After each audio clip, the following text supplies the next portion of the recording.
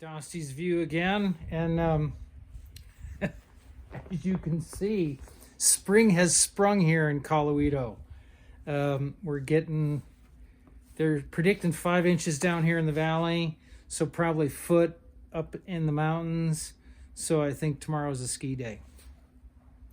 What I wanted to talk about today is something that's maybe a little bit esoteric in the ski realm, but it applies. It applies because one of the things that I think we all need to kind of own a little bit, and that is for this sport to stay viable, for us to be able to continue to telemark, the equipment has to be available, and for the equipment to be available, the people who make it need to make money at it, and for that to happen, we need new people. We need new blood in the sport, okay?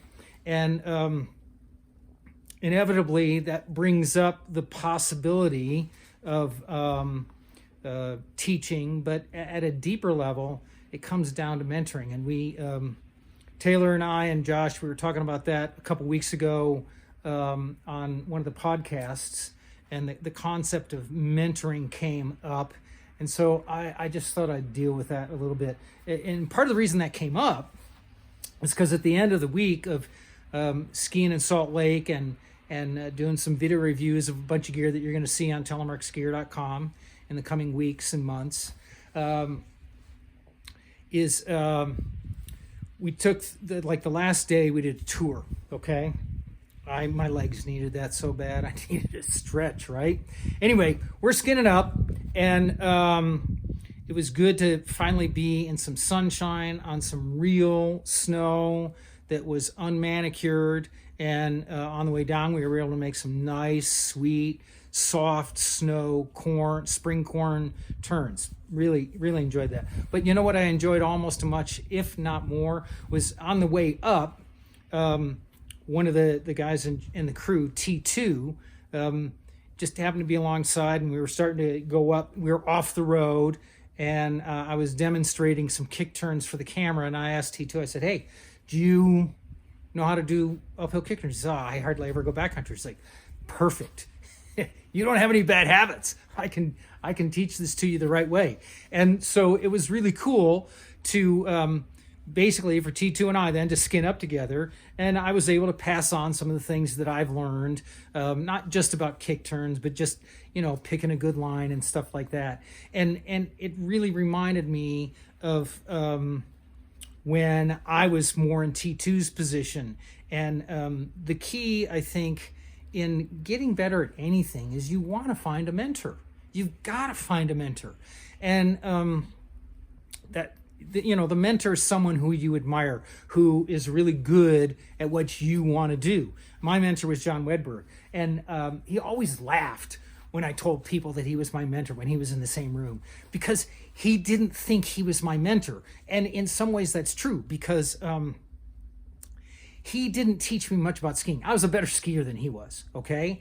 He didn't teach me a whole lot about mountaineering. It's not that he wasn't a good mountaineer. It's just that he was older, and he didn't need to prove himself anymore. But he was really good about encouraging me to continue doing what I was doing. And that was, I didn't come from a family that skied or that mountaineered, okay? So to find someone who was older that I could look up to, who had that enthusiasm and the experience, was really key to my learning what I learned, and then moving into the position of passing that on through publications, writings, doing these sort of videos, okay, that sort of thing. Anyway, it was really great to show T2. But the key thing in a mentor-apprentice relationship is you don't necessarily, at least in my experience, the two of you don't have to agree. The mentor doesn't have to know he's a mentor, but the apprentice has to know they're an apprentice. And the apprentice has to want to learn more, and they have to seek out that information zealously from someone who they respect and admire. And it doesn't necessarily have to be, they don't have to be an expert about it. They have to be someone who knows how to coach and how to encouraged, and that's what John did to me. He didn't teach me how to ski, okay, but he let me see the possibilities, and he never, oh no, you can't do that, you shouldn't do that. No, he always encouraged that, and that I think was the most important thing. And of course, the other side of it, as an apprentice, I always wanted to learn. I always wanted to know more. I always wanted to push myself, and that's what was really cool in skinning up with T2. Okay, he wanted to know. He was interested in learning, and did he do his snap kick turn flawlessly? No, but he didn't do it wrong. You need practice, and then it'll become more fluid. And so he was doing the movements correctly. And there was another key part of that climb up, and he asked me, and this is a real key question. He says, so how do you know where you're going to set your path? And so I gave my philosophy on it, which is not the normal philosophy. I like the low angle skin track. But the key wasn't that I gave him my answer. The key was that he wanted to know. He asked the question. So I guess the whole point is we want to grow Telemark. We want to keep it viable. And the only way we're going to do that is each of us has to take someone under their wing. Every year, we got to introduce one new person to the term, okay?